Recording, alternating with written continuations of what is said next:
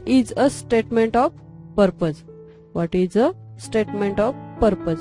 आता हे जे स्टेटमेंट ऑफ पर्पज आहे हे कशासाठी वापरलं जातं, त्याचा नक्की फायदा काय आहे ते आपल्याला बघायचंय. एका ठराविक कोर्ससाठी, ठराविक विद्यापीठामध्ये प्रवेश घेण्यासाठी तुम्हाला तुमचं जे काही अकॅडमिक बॅकग्राऊंड आहे त्याच्यासोबत तुम्हाला तुमचं व्यक्तिमत्व कसं आहे ते सांगण्यासाठी तुम्हाला प्रयत्न करावे लागणार आहेत. तुम्हाला स्टेटमेंट ऑफ पर्पज लिहायचंय. मग ते स्टेटमेंट ऑफ पर्पज म्हणजे काय आहे? It is an essay. It is an essay which describes you as a person, your aims and ambitions. तुम्ही एक व्यक्ती म्हणून कसे आहात, तुमचं ध्येय काय आहे, तुमच्या महत्वाकांक्षा काय आहेत, हे तुम्ही या स्टेटमेंट ऑफ पर्पज मधून तुम्ही रिफ्लेक्ट करणार आहात. हा थोडासा निबंधाचाच प्रकार आहे.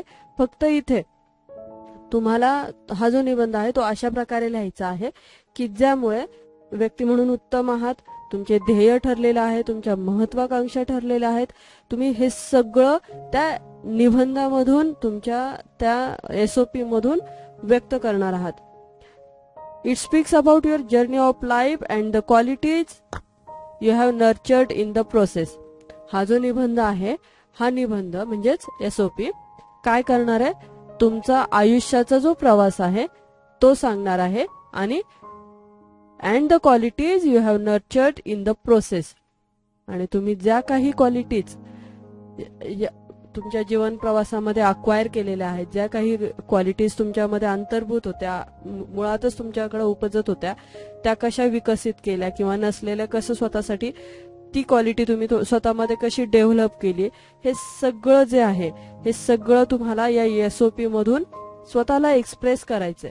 एखाद्या कोर्सला ऍडमिशन घेण्यासाठी, त्या कोर्ससाठी तुम्ही कसे इलिजिबल आहात हे तुम्हाला त्या कोर्सचे जे ऍडमिशन देणारी जी कमिटी आहे त्यांना तुम्हाला कन्व्हिन्स करायचं आहे की तुम्ही या कोर्सला ऍडमिशन घेण्यासाठी किती कॅपेबल आहात आणि तुम्ही या कोर्सला ऍडमिशन घेतल्यानंतर तुम्ही किती सातत्याने, किती चिकाटीने त्या गोष्टीकडे लक्ष देणार आहात. The score card or the transcript gives your academic achievement. म्हणजे तुम्ही जे काही यश मिळवलेलं आहे, शैक्षणिक क्षेत्रामध्ये जे काही यश मिळवलेलं आहे ते मार्कशीट मधून, सर्टिफिकेट मधून दिसतच असतं. त्यामुळे ते तुम्हाला परत इथे एसओपी मध्ये इन्क्लूड करायची गरज नाही.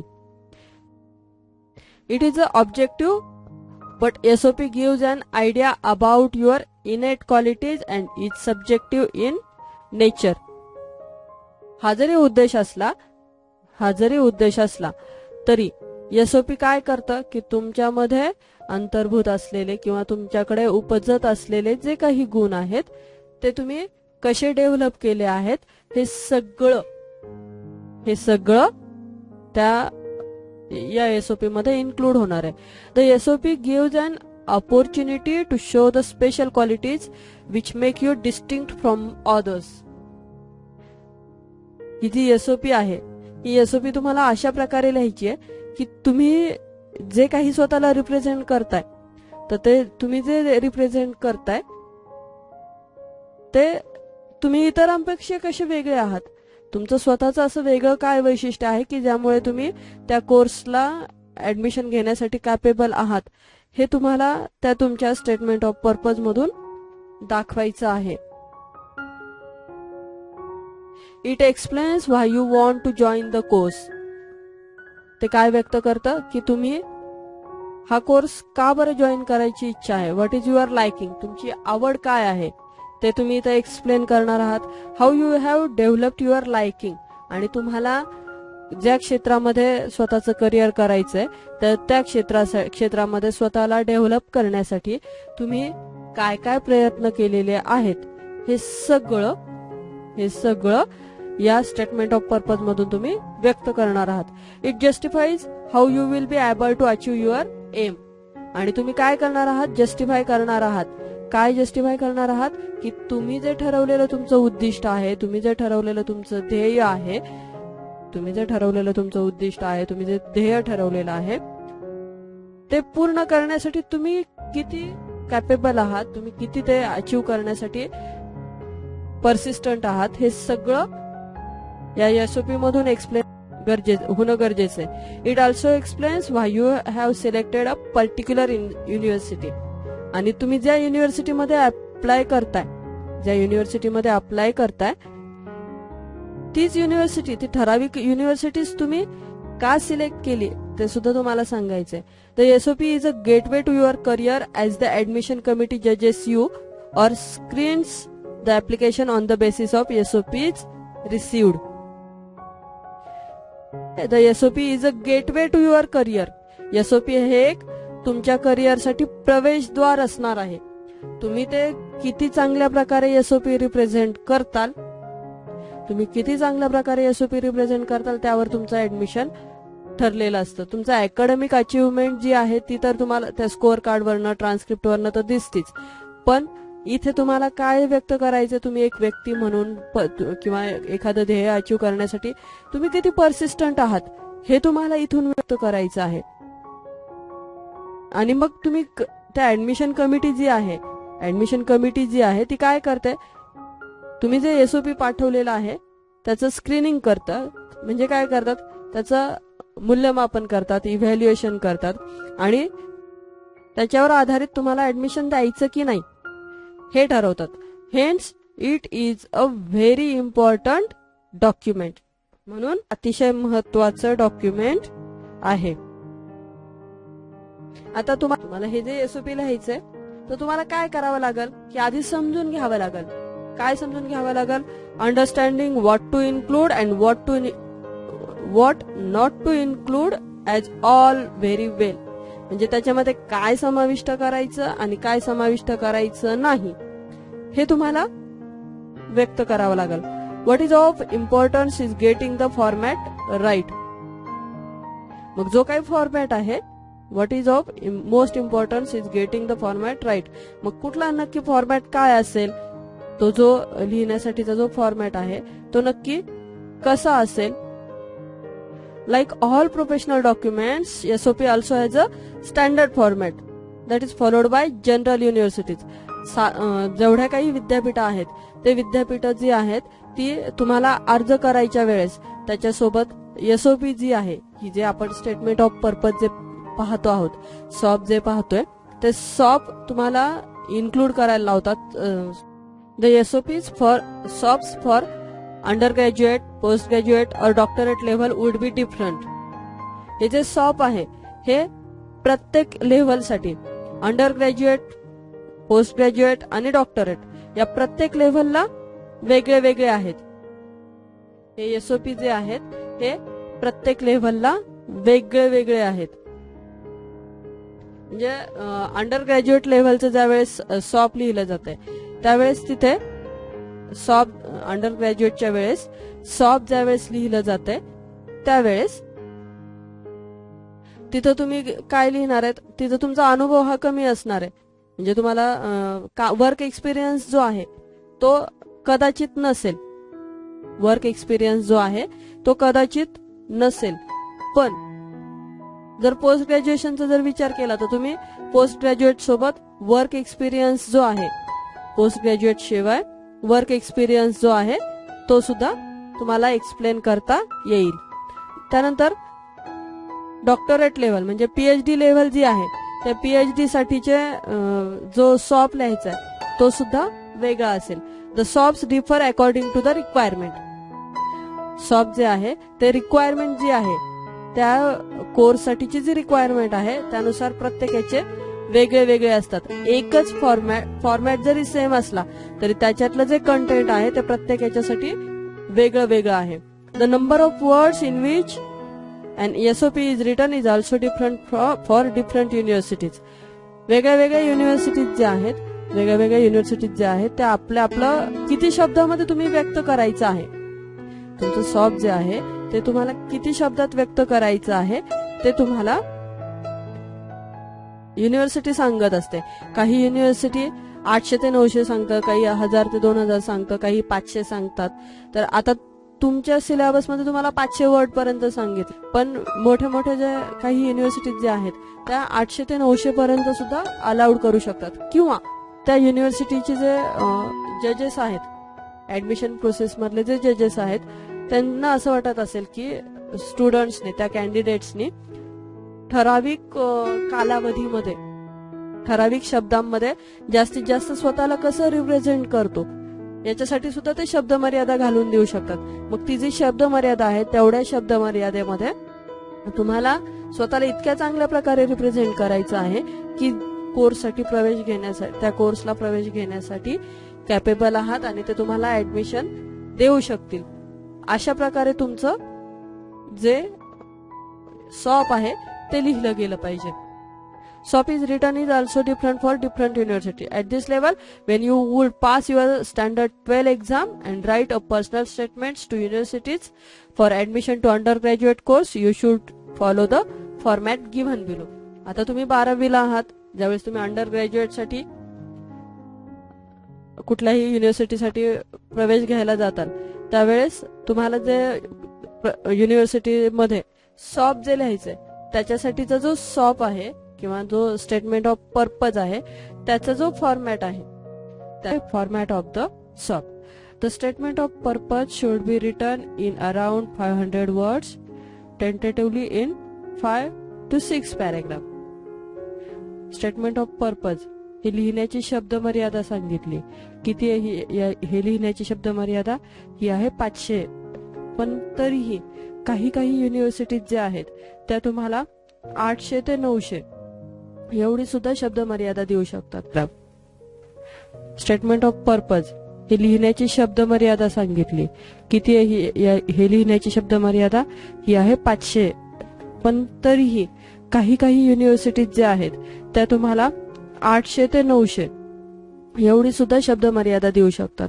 आणि समजा 500 वर्ड्सची मर्यादा सांगितली, वेल नोन रिनोन ज्या युनिव्हर्सिटीज आहेत त्या जर तुम्हाला 500 शब्दांची मर्यादा देत आहेत तर त्यामध्ये त्यांचा उद्देश हा असू शकतो की तुम्ही कमीत कमी शब्दामध्ये स्वतःला जास्तीत जास्त स्वतःच्या क्वालिटीज किती चांगल्या प्रकारे रिप्रेझेंट करता हे तुम्हाला त्यांना, ते जे ऍडमिशन देणारी जी कमिटी आहे त्यांना जज करायचं असतं.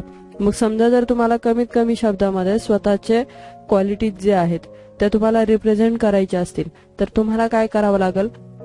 कमीत कमी शब्दामध्ये तुम्हाला जर स्वतःला रिप्रेझेंट करायचं असेल तर तुम्हाला तुमची व्होकॅब्युलरी वाढवावी लागेल. तुम्हाला फ्रेजेस जे आहेत त्या माहिती असायला हव्यात. या सगळ्याची तयारी तुम्हाला आतापासूनच सुरुवात करावी लागेल. टेंटेटिव्हली इन 5 to 6 पॅरेग्राफ, खूप जवळजवळ 10-15 पॅरेग्राफचा जो आहे एवढा मोठा निबंध तुम्हाला लिहायचा नाहीये. तर तो जो निबंध आहे तो अतिशय कमी पॅरेग्राफ मध्ये, म्हणजे किती तर फक्त 5 किंवा 6 पॅरेग्राफ, 5 किंवा 6 पॅरेग्राफ मध्येच तुम्हाला हा जो तुमचा निबंध आहे तो लिहायचा आहे. Begin with your introduction, talk about your personal background, your mental makeup and your AIIMS in life. तुम्हाला तुमचं जे इंट्रोडक्शन आहे त्या इंट्रोडक्शन पासून सुरुवात करायची. Talk about your personal background, your mental makeup and your aim in life. आता your aim in life, begin with your introduction, talk about your personal background. Personal background म्हटल्यावर तुम्हाला आतापर्यंत जे शिकवण्यात आलेलं आहे की पर्सनल बॅकग्राऊंड सांगा म्हटल्यावर घरातले व्यक्ती किती आहे, तुम्ही कितवीत शिकता, तुमचं नाव काय, हे सगळं स्टेटमेंट ऑफ पर्पज मध्ये लिहायची गरज नाही. कारण तुम्ही जो या स्टेटमेंट ऑफ पर्पज सोबत जो अर्ज केलेला असतो त्या अर्जामध्ये तुमची CV म्हणा, करिक्युलम व्हायटा म्हणा, रिझ्युमे म्हणा, त्या गोष्टी त्यामध्ये ते सगळं अंतर्भूत झालेलं असतं. त्यामुळं हा जो तुम्ही स्टेटमेंट ऑफ पर्पज लिहिताय यामध्ये ते इन्क्लूड होता कामा नये. ठीक आहे. Next, begin with your introduction, talk about your personal background, your mental makeup, मग and your aim in life. मग तुम्ही हे जे काही स्टेटमेंट ऑफ पर्पज लिहिताय, कशासाठी लिहिताय तुम्ही स्टेटमेंट ऑफ पर्पज? तर तुम्ही लिहिताय कुठल्याही कोर्सला ऍडमिशन मिळण्यासाठी.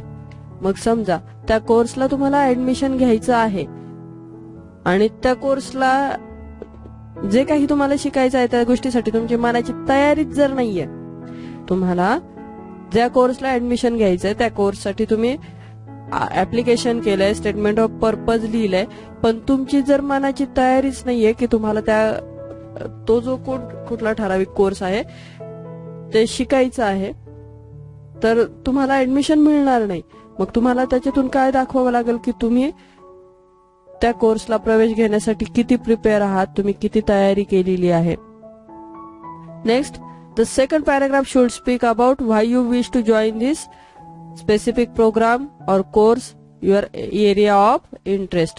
दुसरा जो पॅराग्राफ आहे तर त्या दुसऱ्या पॅराग्राफ मध्ये तुम्ही काय लिहिणार आहात की तो ठराविक कोर्स जो आहे त्या कोर्सलाच तुम्हाला ऍडमिशन का घ्यायचं आहे, त्याच्या मागचा जो उद्देश आहे तो पण तुम्हाला इथं स्पष्ट करायचा आहे.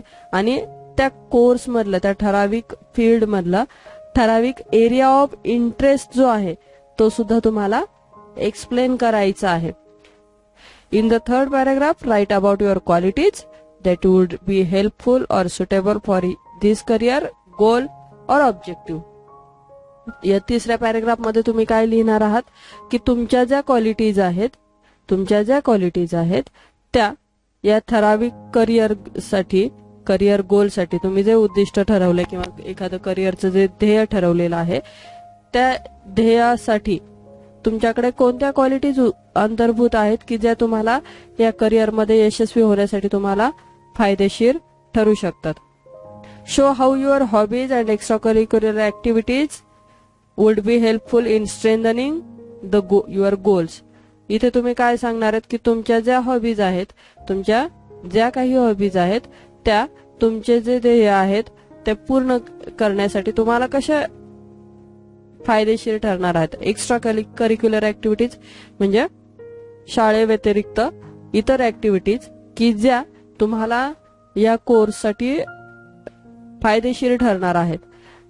फॉर एक्झाम्पल, तुम्हाला जर बीएससी ऍग्रीला ऍडमिशन घ्यायचंय, एक्स्ट्रा करिक्युलर ऍक्टिव्हिटीज मध्ये प्लांटिंग प्रोग्राम जो आहे त्यामध्ये तुम्ही इन्व्हॉल्व्ह झालेले आहात, डिफॉरेस्टेशन होऊ नये म्हणून एखादा प्रोग्राम आहे, झाडे लावा झाडे जगवा, याच्यातला एखादा जो प्रोग्राम आहे त्याच्यामध्ये तुम्ही उत्साहीपणे भाग घेऊन त्याच्यामध्ये तुमचं योगदान दिलेलं आहे ते सुद्धा तुम्ही इथे देऊ शकता. म्हणजे तुम्ही कुठल्या फील्डला ऍडमिशन घेताय तर तुम्ही बीएससी ऍग्री म्हणजे शेतीच्या निगडीत जे ग्रॅज्युएशन आहे त्या क्षेत्रामध्ये तुम्ही काय करताय, अर्ज करताय. आणि त्याच्यासाठीचं स्टेटमेंट ऑफ पर्पज लिहिताना तुम्ही जर लिहिताय झाडे लावा झाडे जगवा या उपक्रमामध्ये भाग घेतलेला आहे, त्यानंतर झाडे लावलेली आहेत शेतीमध्ये, हे जर तुम्ही सांगितलं तर काय होणार आहे, समोरचा आपोआपच कन्व्हिन्स होणार आहे की हा त्याला जे काही शिकायचं आहे तो अतिशय उत्तमरित्या शिकेल.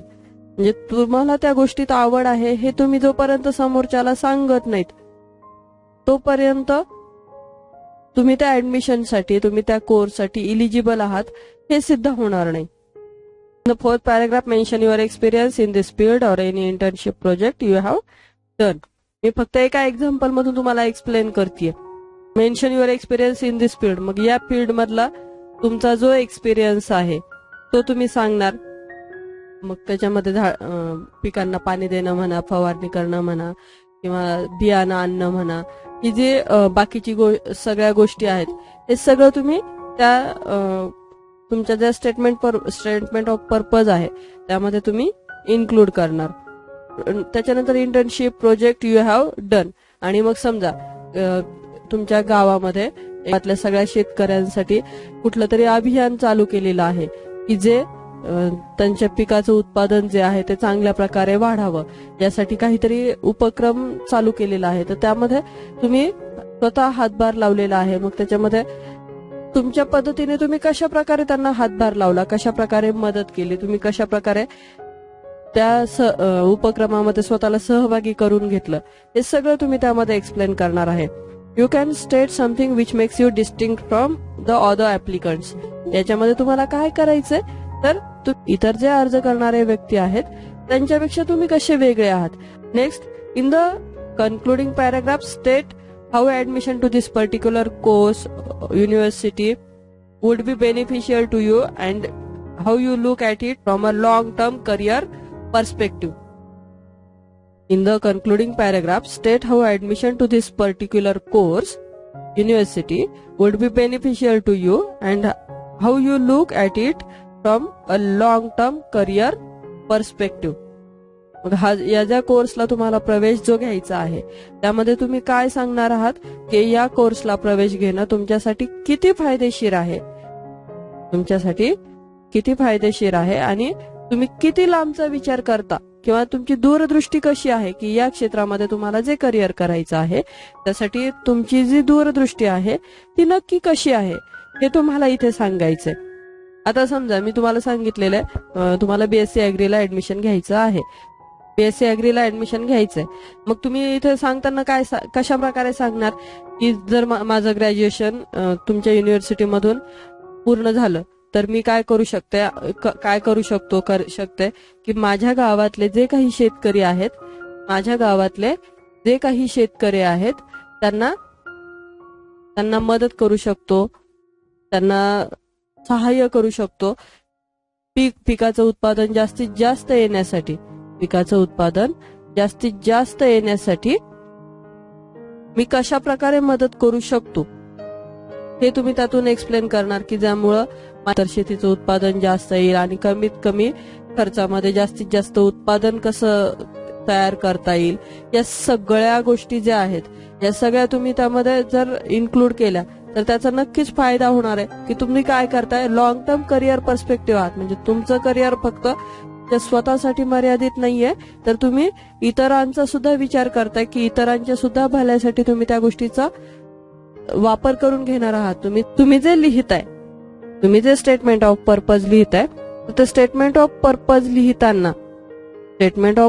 लिहिताना तुमच्या लिखाणामध्ये, तुमचं जे लिखाण आहे त्या लिखाणामध्ये कोणत्या कोणत्या बाबी अंतर्भूत असायला हव्यात किंवा कोणत्या गोष्टी नसायला पाहिजेत, कुठल्या गोष्टी तुम्ही अवॉइड केल्या पाहिजेत. डूज अँड डोंट्स या गोष्टी करा, या गोष्टी करू नका हे अवलंबून आहे. Write the statement of purpose in clear and lucid language. तुम्ही जे काही लिहिताय, स्टेटमेंट ऑफ पर्पज जे काही लिहिताय त्याची जी भाषा आहे ती अतिशय स्पष्ट असावी आणि ओघवती असावी की मी मगाशी जसं सांगितलं तुम्ही फ्रेजेस वापरा, व्होकॅब्युलरी वापरा. मग त्याच्यामध्ये फ्रेजेस वापरायच्या गोष्टी मागे लागताना असं नको वाटायला की तुम्ही ते बळच त्या निबंधामध्ये इन्क्लूड केलेले आहेत. तर ते बोलता बोलता किंवा लिहिता लिहिता ते आपोआप तुमच्या लिखाणातून दिसले पाहिजेत की ते आपोआप आलेले आहेत. Do not make spelling or construction mistakes.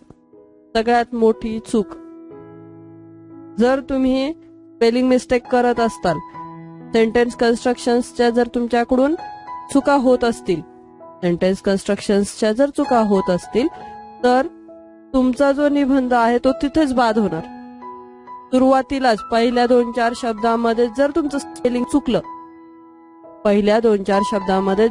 Spelling चुकलं, एखादी सेंटेन्स स्ट्रक्चर जर चुकली तर तुमचा जो अर्ज आहे तो तिथेच बाद होईल. अर्ज बाद होईल म्हणजे आपोआप तुम्हाला तिथे ऍडमिशन मिळणार नाही. त्यामुळे तुम्ही ज्यावेळेस स्टेटमेंट ऑफ पर्पज लिहिताल त्यावेळेस do not make spelling or construction mistakes. Spelling आणि कन्स्ट्रक्शन मिस्टेक्स करायच्या नाही. आता डूज काय आहे, यू शुड बी कन्व्हिन्सिंग. तुम्हाला समोरच्याला कन्व्हिन्स करता आलं पाहिजे. तुमचे एसओपी वाचणारे आहेत त्यांना तुम्हाला कन्व्हिन्स करता आलं पाहिजे की तुम्ही त्या कोर्ससाठी कसे इलिजिबल आहात आणि त्या कोर्सला ऍडमिशन घेतल्यानंतर तुम्ही किती मन लावून अभ्यास करणार आहात आणि किती मनापासून तो अभ्यास पूर्ण करणार आहात. Show determination in your career. तुमच्या करिअरसाठी तुम्ही काय सिद्ध करणार आहात, डिटर्मिनेशन जे आहे ते सिद्ध करणार आहात. Next, your purpose of choosing this particular course and university should be in according with your career. हा जो कोर्स आहे, हा जो तुम्ही निवडलेला जो कोर्स आहे तो निवडलेला कोर्स आणि तुम्हाला ज्या क्षेत्रामध्ये करिअर करायचं आहे यांच्यामध्ये सुसूत्रता हवी आहे. तुम्ही जो कोर्स करताय, तुम्ही त्या गोष्टीमध्ये कोर्स करण्यासाठी अर्ज करताय त्याच गोष्टीमध्ये तुमचं काय असायला हवंय, करिअर असायला हवंय. Remember that your personality is reflected through this. लक्षात ठेवायचं की तुमची जी पर्सनॅलिटी आहे ती कशातून व्यक्त होतीये, या हे जे स्टेटमेंट ऑफ पर्पज जे आहे यातून व्यक्त होतीये. Highlight your qualities. तुमच्या ज्या क्वालिटीज आहेत त्या क्वालिटीज तुम्हाला काय करायच्या आहेत तिथे एक्सप्लेन करायच्या आहेत. Life experiences in such a way that your application should stand out from the rest. मला अशा प्रकारे लिहायचं आहे, अशा प्रकारे स्वतःला रिप्रेझेंट करायचं आहे की तुमचा जो निबंध आहे, तुमचा जो अर्ज आहे तो अर्ज इतरांपेक्षा वेगळा ठरायला हवाय. तुमचा जो निबंध आहे, तुमचा जो अर्ज आहे तो इतरांपेक्षा वेगळा ठरायला हवाय.